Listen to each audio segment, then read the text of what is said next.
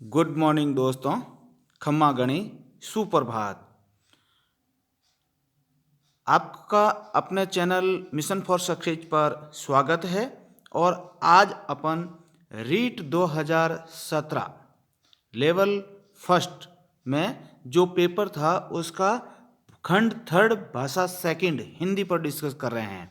ठीक है, तो आपके लिए विशेष बात यह है कि आप लेवल फर्स्ट के हैं चाहे लेवल सेकंड के हैं, आपके लेवल दोनों में से आपकी कोई न कोई एक भाषा लैंग्वेज फर्स्ट या लैंग्वेज सेकंड में से एक तो हिंदी होगी ही।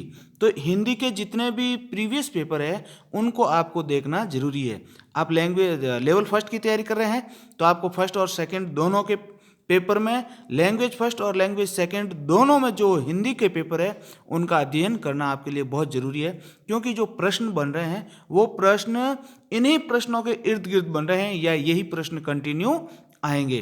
तो जितने भी पेपर हो रखे हैं उनका पेपर आप जरूर देखना है। तो आज अपन शुरू कर रहे हैं REET 2017 level first language second Hindi का पेपर है।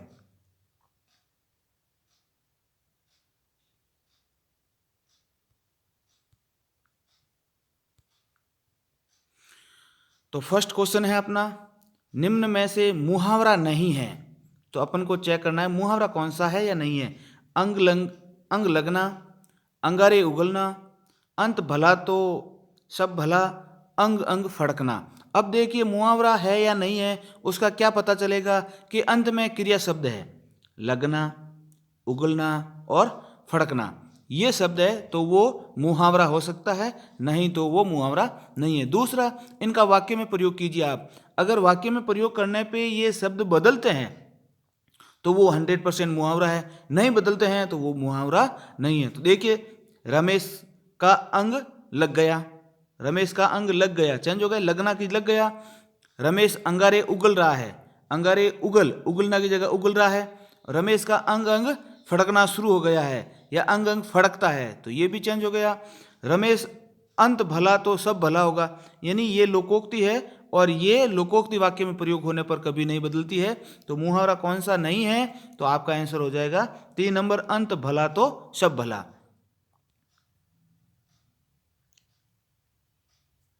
नेक्स्ट, दुष्ट लड़के उधम मचाते हैं, वाक्यांश में उद्देश्य का विस्तार क्या होता है। तो वाक्य के दो भाग होते हैं, एक उद्देश्य और एक विधेय। उद्देश्य में कर्ता आता है और विधेय में उसका कर्म आता है। अब यहाँ पूछा है उद्देश्य का विस्तार, तो यहाँ कर्ता कौन है, लड़का है। ठीक है, अब इसका विस्तार यानी इसकी विशेषता क्या है, ये लड़का कैसा है, दुष्ट लड़का है। ठीक है, तो इसमें उद्देश्य का विस्तार क्या हो गया, दुष्ट। 2 नंबर आपका आंसर। नेक्स्ट, शायद आज रोशनी गुल हो जाए और सिनेमा ना हो। वाक्य में अर्थ की दृष्टि से वाक्य का भेद है, कौन सा, संकेतवाचक, विधानवाचक, इच्छाबोधक या संदेहवादक वाचक। तो देखिए जब ये शायद लग गया है यानी काम 100% नहीं होने वाला, इसमें संभावना व्यक्त की जा रही है। संभावना व्यक्त की जा रही तो क्या है, संदेह है, इसमें शंका है कि काम होगा या नहीं होगा, शायद शब्द है। तो ये इस प्रकार के शब्द है जैसे शायद, संभवतः, हो सकता। ये शब्द क्या है, ये संभावना व्यक्त करने वाले हैं, 100% काम होने वाला नहीं है, तो इसमें शंका रहती है, तो ये कैसे संदेहवाचक शब्द है। नेक्स्ट, वाक्यों में ऐसे शब्दों को छोड़ दिया जाना जिनके न रहने पर प्रसंग में वाक्य को समझने में बाधा नहीं होती है। यानी वाक्य में कुछ ऐसे शब्द होते हैं उनका वाक्य में कोई विशेष मतलब नहीं होता है और वो शब्द निकाल दिया जाए तो वाक्य के अर्थ में कोई फर्क नहीं पड़ता है। उन वाक्यों को, शब्दों को क्या कहते हैं, अध्याहार, यानी ऊहापोह की स्थिति वाले जो शब्द होते हैं वो शब्द हैं, उनको क्या कहेंगे, अध्याहार। यानी वाक्य में पढ़े हैं तो कोई प्रॉब्लम नहीं, वाक्य से निकाल दिए तो भी कोई प्रॉब्लम नहीं, उसके अर्थ में कोई इफेक्ट पड़ने वाला नहीं है। नेक्स्ट, निम्न में से कौन सा उत्तर अवयव के भेदों से असंगत है, यानी मैच नहीं हो रहा है, वो कौन सा है। तो पहला देखिए, क्रिया विशेषण अवयव, विसर्ग बोधक अवयव, संबंध बोधक अवयव और समुचय बोधक अवयव। अगर आप अवयव पढ़ रहे हैं तो अवयव 4 प्रकार के होते हैं, या 4 दे रखे हैं, उनमें से एक अवयव का प्रकार नहीं है। वो कौन सा है? विसर्ग बोधक अवयव। क्रिया विशेषण अवयव है, संबंध बोधक अवयव है, समुच्चय बोधक अवयव है, और एक है विस्मय बोधक अवयव। और यहाँ लिखा है विसर्ग बोधक अवयव, ये उत्तर नहीं है, इसमें से मैच नहीं हो रहा है। तो आपका इस प्रश्न का उत्तर क्या हो जाएगा? विसर्ग बोधक अवयव। नेक्स्ट, नर्सरी तथा प्राथमिक स्तर पर कविता शिक्षण की सर्वश्रेष्ठ प्रणाली कौन सी है? तो स्तर कौन सा है? उस स्तर के अनुसार अपन को विधि लेनी है। तो स्तर है नर्सरी यानी प्राथमिक। प्राथमिक में बच्चे गीत है, नाट्य है, खेल है, इनसे आराम से सीखते हैं। जैसे ये शब्दार्थ कथन प्रणाली, प्रश्नोत्तर या खंडान्वय प्रणाली और व्याख्या प्रणाली, ये उच्च कक्षाओं के लिए है। नर्सरी या प्राथमिक कक्षाओं के लिए कौन सी गीत प्रणाली सबसे बेस्ट है, या नाट्य प्रणाली? क्योंकि बच्चे खेलने में ज़्यादा रुचि लेते हैं, इसलिए ये प्रणालियाँ बेस्ट है। नेक्स्ट है भाषा कौशल है। भाषा कौशल किस प्रकार का कौशल है? शिक्षण कराना, अनुदेशन कराना, अधिगम कराना, दक्षता प्राप्त करना। तो इन चारों में ही भाषा कौशल है, लेकिन इन चारों में से बेस्ट कौन सा है वो आपको चयन करना है। सबसे बेस्ट है दक्षता प्राप्त करना। नेक्स्ट, प्रोजेक्ट विधि में शिक्षा प्रदान की जाती है। विधि का नाम है प्रोजेक्ट। प्रोजेक्ट विधि यानी मॉडल के जरिए काम करना, वो कौन सा है? सैद्धांतिक शिक्षा, बेसिक शिक्षा, नैतिक शिक्षा या जीवन उपयोगी शिक्षा? तो प्रोजेक्ट विधि में किस प्रकार की शिक्षा दी जाती है? जीवन उपयोगी शिक्षा दी जाती है। नेक्स्ट क्वेश्चन,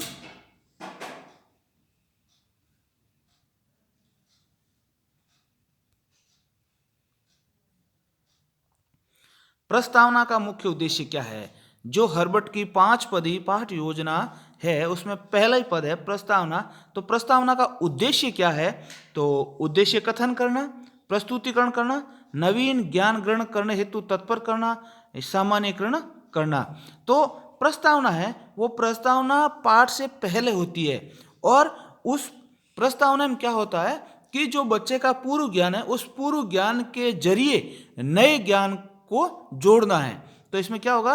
नवीन ज्ञान ग्रहण करने हेतु बच्चे को तत्पर करना है। नेक्स्ट, मौखिक अभिव्यक्ति का आवश्यक गुण है। तो ये मौखिक अभिव्यक्ति का आवश्यक गुण क्या है? गतिशीलता, ग्राह्यता, प्रभावोत्पादकता, उच्चारण की शुद्धता। तो देखिए यहाँ ये चारों ही ऑप्शन है वो मौखिक अभिव्यक्ति से जुड़े हुए हैं, लेकिन इन चारों में से बेस्ट गुण है कौन है? वो है उच्चारण की शुद्धता। जब तक मौखिक अभिव्यक्ति में उच्चारण सही नहीं होगा तो ये चारों ही गुण हैं ये फेल हो जाएंगे, मतलब नहीं है। यानी जब तक उच्चारण में शुद्धता नहीं होगी तो सुनने वाला या अपन जिसको समझा रहे हैं वो अपने भाव को समझ नहीं पाएगा। नेक्स्ट, निम्न में से संयुक्त व्यंजन कौन से हैं? तो स्र, ब, अ और स यानी संयुक्त वर्ण का मतलब है कि 2 या 2 से अधिक वर्णों से मिलकर बने हुए हैं। तो हिंदी में 4 संयुक्त वर्ण हैं, स्र, श, त्र और ज्ञ। जैसे चारों का दे रखा है कि ये किस प्रकार कौन कौन से वर्ण से बन रहे हैं। स्र बन रहा है आपका स और र, और अ तो सब में है ही। त्र त और र से बन रहा है। श क और स से बन रहा है। ज्ञ ज य प्लस अ से बन रहा है। इन अक्षरों की बहुत महत्वपूर्ण जानकारी आपको होना जरूरी है, क्योंकि आपकी लैंग्वेज फर्स्ट या सेकंड में इनसे संबंधित एक आएगा कि शब्दों का क्रम किस प्रकार से निर्धारित होगा। अगर आपको इन शब्दों की वर्णों की जानकारी है तो आप शब्दों को क्रम में रख सकेंगे, नहीं तो आप गड़बड़ कर सकते हैं। तो आपको इन चारों की जानकारी और ये किस प्रकार बनते हैं उनकी जानकारी जरूरी है। तो इसमें अपना उत्तर क्या हो जाएगा? 1 नंबर स्र। नेक्स्ट, मूल्यांकन का क्षेत्र परीक्षा से होता है, यानी मूल्यांकन का क्षेत्र परीक्षा से होता है। कौन सा? सीमित होता है, विस्तृत होता है, समान होता है, संकुचित होता है। यानी यहाँ 2 शब्द दे रखे हैं वो समझना जरूरी है आपको। एक दे रखा है मूल्यांकन, दूसरा दे रखा है परीक्षा। इनकी तुलना की है कि परीक्षा का स्तर बड़ा है या मूल्यांकन का स्तर बड़ा है। तो यहाँ मूल्यांकन का स्तर बड़ा है, परीक्षा का स्तर छोटा है। परीक्षा केवल संबंधित टॉपिक, संबंधित तथ्य, संबंधित विषय से ही होती है, और मूल्यांकन का अर्थ होता है छात्र के संपूर्ण जीवन मतलब टाइम का मूल्यांकन, जैसे वो स्कूल में क्या कर रहा है, घर पे क्या कर रहा है, स्कूल में और साथियों के साथ उसका मेल मिलाप कैसा है, स्कूल जाने आने जाने का तरीका कैसा है, स्टाफ से मिलने का कैसा तरीका है, उसके बोलचाल का भाव कैसा है, वो घर पे किस प्रकार से व्यवहार करता है, स्कूल में किस प्रकार से व्यवहार करता है, वो तो सब आएगा मूल्यांकन में। और परीक्षा में केवल गणित की परीक्षा है तो गणित में उसकी जो तथ्य है, टॉपिक है, उनसे संबंधित उसकी कैसी जानकारी है। तो परीक्षा तो केवल सब्जेक्ट और टॉपिक से तक सीमित है, मूल्यांकन इससे विस्तृत है। तो इसका आंसर क्या हो जाएगा, विस्तृत। नेक्स्ट, उपलब्धि परीक्षण का उपयोग नहीं होता है। उपलब्धि परीक्षण का उपयोग नहीं होता वर्गीकरण में, श्रेणी विभाजन में, शिक्षक की कठिनाई का निदान करने में और शैक्षिक निर्देशन में। तो देखिए, उपलब्धि परीक्षण यानी जो टेस्ट होता है, परीक्षा होती है, उस परीक्षा का जो उपयोग है वो कहाँ नहीं किया जा सकता। तो देखिए, वर्गीकरण किया जा सकता है, यानी अपन अगर दो वर्गीकरण बना रहे हैं कि कौन सा बच्चा कमजोर है और कौन सा होशियार है, तो वो अपना उपलब्धि परीक्षण से किया जा सकता है। श्रेणी विभाजन, वो भी फर्स्ट श्रेणी, सेकंड श्रेणी और थर्ड श्रेणी, तो वो भी उपलब्धि परीक्षण के जरिए किया जाता है। शिक्षक की कठिनाई का निदान, इसमें शिक्षक की कठिनाई का निदान नहीं किया जा सकता है। तो इसका आंसर हो जाएगा आपका शिक्षक की कठिनाई का निदान। नेक्स्ट है, चिकित्सात्मक अध्यापन को कहा जाता है निदान, उपचार, निदान व उपचार, उपलब्धि। तो देखिए, चिकित्सात्मक अध्यापन है उसको कहा जाएगा उपचार, यानी एक निदान होता है, निदानात्मक शिक्षण, और दूसरा होता है उपचारात्मक शिक्षण। ठीक है, निदानात्मक शिक्षण में तो क्या होता है कि बच्चे की कमजोरी का पता लगाया जाता है कि बच्चा कहाँ पर कमजोर है या उसकी समस्या कहाँ पर पैदा हो रही है, और उपचारात्मक शिक्षण में उस समस्या को सॉल्व करने का काम किया जाता है। तो चिकित्सा में भी यही किया जाता है कि व्यक्ति बीमार है तो उसकी बीमारी का पता लगाया जाता है, फिर बीमारी किस वजह से हुई है, उसको किस तरीके से सही कर सकते हैं, वो होता है चिकित्सात्मक अध्ययन। तो ये हो गया, क्या किया, उपचार किया है। नेक्स्ट, सॉरी,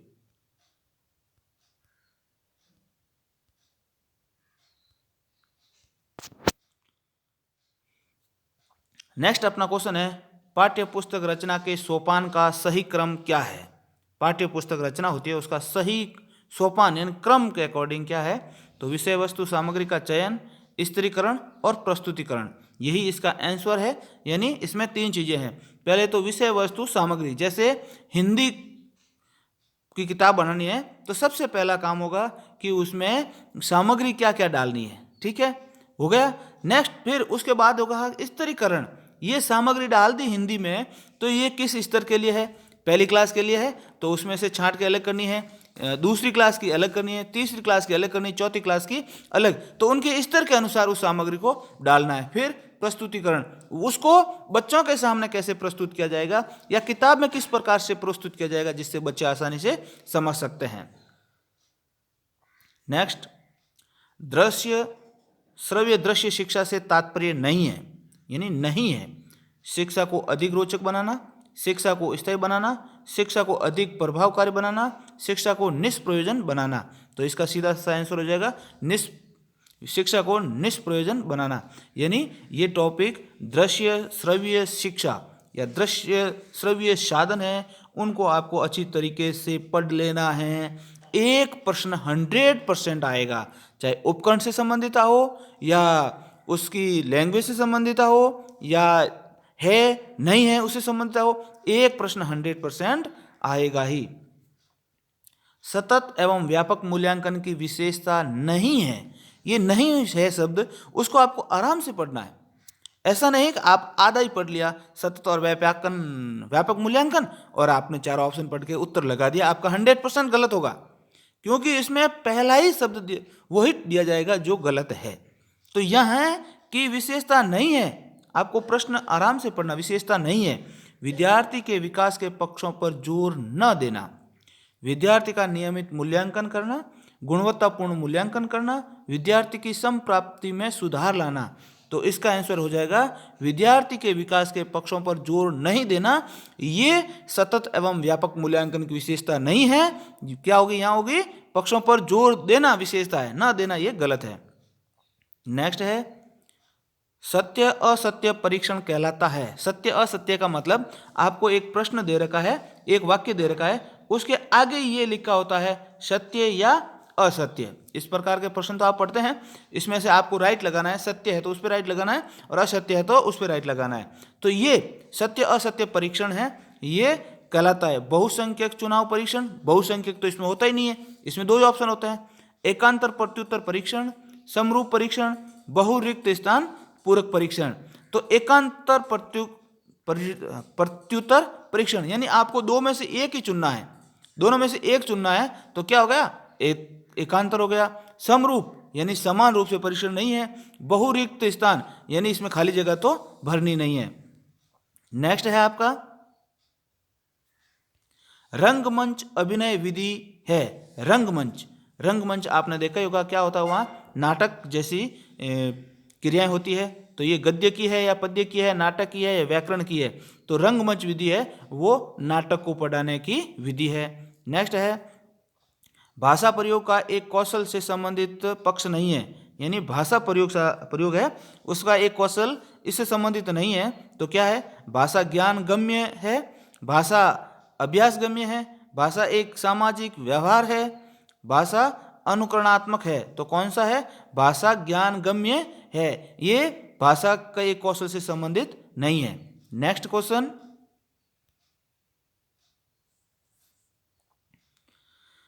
गद्यांश दे रखा है, गद्यांश पढ़ के इसके आंसर निकालने हैं अपन को। यानी आंसर तो इनसे संबंधित ही है, लेकिन उसका जो प्रश्नों का अर्थ है वो इस वाक्य से संबंधित ही लेना, अपन को इस गद्यांश से संबंधित लेना है, अपने अकॉर्डिंग उसका उत्तर नहीं निकालना है। गांधी जी सत्य और अहिंसा को जीवन में सर्वाधिक महत्व देते थे। सत्याग्रह व असहयोग आंदोलन द्वारा उन्होंने अंग्रेजों का मुकाबला किया। गांधी जी सब मनुष्यों को समान मानते, धर्म जाति संप्रदाय रंग आदि के आधार पर होने वाले भेदभाव को वे मानवता का कलंक मानते थे। वे आर्थिक असमानता को भी मिटा डालना चाहते थे। वे वर्गहीन जाति विहीन समाज में विश्वास रखते थे। सामाजिक न्याय शारीरिक श्रम को महत्व देते थे। गांधी जी प्रजातांत्रिक राज्य को कल्याणकारी मानते थे। गांधी जी के अनुसार नैतिक आचरण का जीवन में विशेष स्थान होना चाहिए। सत्य न्याय धर्म अहिंसा अपरिग्रह निस्वार्थ सेवा को मानवता के लिए सच्ची सेवा मानते थे। उनके राष्ट्रीय तथा अंतर्राष्ट्रीय विचारों में वसुधैव कुटुंब का दृष्टिकोण प्रमुख था। उनकी मान्यता थी कि किसी राष्ट्र का समुचित स्थान अपने परिवार जाति गांव प्रदेश तथा देश की समस्याओं के सुधार से हो सकता है। स्वयं को सुधारो सारा विश्व सुधरेगा, उनका कहना यही था। तो इससे संबंधित क्वेश्चन क्या है, शरीर यात्रा के लिए जितना आवश्यक हो उससे अधिक पैसा अन्न आदि का न लेना अर्थ को व्यक्त करता है। ये गांधी जी के 5 सत्यों में से एक है। उसको क्या कहेंगे, अपरिग्रह, यानी आवश्यकता से ज्यादा संग्रह नहीं करना।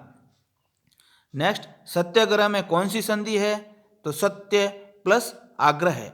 सत्य प्लस आग्रह कौन सी हो गई, ये हो गई आपकी स्वर संधि है, और स्वर संधि का भी भेद है वो दीर्घ संधि है। नेक्स्ट, अंग्रेजों का मुकाबला किया में काल है, तो ये तो सीधा ही सही है, अंग्रेजों का मुकाबला किया यानी फिक्स है, तो कौन सा हो गया, सामान्य भूतकाल। नेक्स्ट, निम्न में से स्त्रीलिंग शब्द कौन सा है, धर्म रंग संप्रदाय जाति। तो ये तो सीधे ही है, ये 3 पुल्लिंग दिख रहे हैं और जाति शब्द है वो स्त्रीलिंग है। नेक्स्ट, अ उपसर्ग है आचरण अंतरराष्ट्रीय अहिंसा और अनुसार। अब अ उपसर्ग किसमें लगा हुआ है, आचरण नहीं है इसमें, अंतरराष्ट्रीय नहीं है, अनुसार और अहिंसा यानी अ और हिंसा। तो इसमें कौन सा उपसर्ग होया, अ। अपना उत्तर कौन सा है, अहिंसा। देखिए उपसर्ग है और प्रत्यय है, उनको किस प्रकार निकालना है कि आपको 2 शब्द अलग अलग करने हैं, आप जहां से कर सकते हैं उसमें तोड़ना है, फिर दोनों का अलग अलग अर्थ निकलना चाहिए, तो ही वो सही होगा। नहीं तो अनुसार हो सकता है लेकिन इसमें अ उपसर्ग नहीं है, कौन सा हो गया, अनु। अंतरराष्ट्रीय 2 शब्द हो गए, अंतर का भी स्पष्ट अर्थ है और राष्ट्रीय का भी स्पष्ट अर्थ है, दोनों शब्द अलग अलग हो गए, लेकिन अपन को क्या चाहिए, अ चाहिए। तो यहां कौन सा है, अहिंसा। अ तो उपसर्ग होया, हिंसा का पर्टिकुलर शब्द है कि मारकाट से संबंधित है। नेक्स्ट क्वेश्चन अपना, ये भी एक पद्यांश दे रखा है, पद्यांश से संबंधित है। मैं जीवन का भीषण दुर्दम प्रलयंकारी तूफान लिए हूँ, अपने दिल में मर मिटने का मैं स्वर्णिम अरमान लिए हूँ। जिसको सुन रिपु के दिल टूटे, मैं वह गौरव गान लिए हूँ। मुझे मृत्यु भय अरे हथेली, पर मैं अपनी जान लिए हूँ। ये पद्यांश दे रखा है, इससे संबंधित आपको उत्तर ढूंढने हैं। ऊपर के दो चरणों में नाद सौंदर्य की उपस्थिति है। कौन से शब्दों में नाद सौंदर्य की उपस्थिति है? मैं हूं शब्दों के कारण, जीवन और स्वर्णिम शब्दों के कारण, दुर्दम और प्रलयंकारी शब्दों के कारण, बिना कारण। नाद की कहा? दुर्दम और प्रलयंकारी शब्दों के कारण नाद सौंदर्य की उपस्थिति हुई है। तो देखिए व्याख्या पढ़ लेते हैं। दुर्दम एवं प्रलयंकारी शब्दों के कारण कविता में नाद सौंदर्य की उपस्थिति हुई है। शब्दों का प्रयोग जिससे कविता में किसी खास भाव या दृश्य में ध्वन्यात्मक पैदा हो जाती है, नाद सौंदर्य कहलाता है। नाद शब्द का अर्थ है ध्वनि। कविता में रेफ एवं अनुस्वार आदि से नाद सौंदर्य की उत्पत्ति होती है। नेक्स्ट है, कवि ने काव्यांश में कौन से गुण का प्रयोग किया है? ओज गुण, माधुर्य गुण, प्राच्य गुण और सुदर्शन गुण। तो इसमें क्या है? ओज गुण, यानी आप वीरता दिखा रहे हैं, तो ये कौन सा हो गया? ओज गुण से परिपूर्ण है। नेक्स्ट है, कवि गौरव गान क्यों कर रहा है? पद्यांश में क्यों कर रहा है? शत्रुओं की हिम्मत तोड़ने हेतु, दिल बहलाने हेतु, नर्तन करने हेतु, ईश्वर को प्रश्न करने हेतु। तो इसमें तो सीधा ही है कि इसमें ओज गुण है, तो क्या? शत्रुओं की हिम्मत तोड़ने के लिए वो ये पद्यांश कह रहा है। काव्यांश की अंतिम दो पंक्तियों में कवि की भावना प्रकट होती है। अंतिम दो पंक्तियां क्या है? मुझे मृत्यु भय अरे हथेली, पर मैं अपनी जान लिए खड़ा हूं, यानी मैं अपनी जान हथेली पे लिए खड़ा हूं, मैं मरने के लिए तैयार हूं। तो ये क्या है? कायरता, बहादुरी, प्यार या पलायन? तो इसका आंसर क्या हो जाएगा? बहादुरी दिखा रहा है अंतिम दो लाइनों में। नेक्स्ट है और लास्ट है, कवि दिल में किस प्रकार का स्वर्णिम अरमान लिए हुए हैं? किस प्रकार का? भाग जाने का, आत्मसमर्पण करने का, पुष्प देने का या मर मिटने का है? वो देश की सेवा के लिए मर मिटने के लिए तैयार है। तो ओके, थैंक्स दोस्तों। अभी तक आपने चैनल को सब्सक्राइब नहीं किया है तो सब्सक्राइब जरूर कर लें, और ये वीडियो आपको कैसा लगा इसके बारे में आप कमेंट बॉक्स में जरूर लिखें।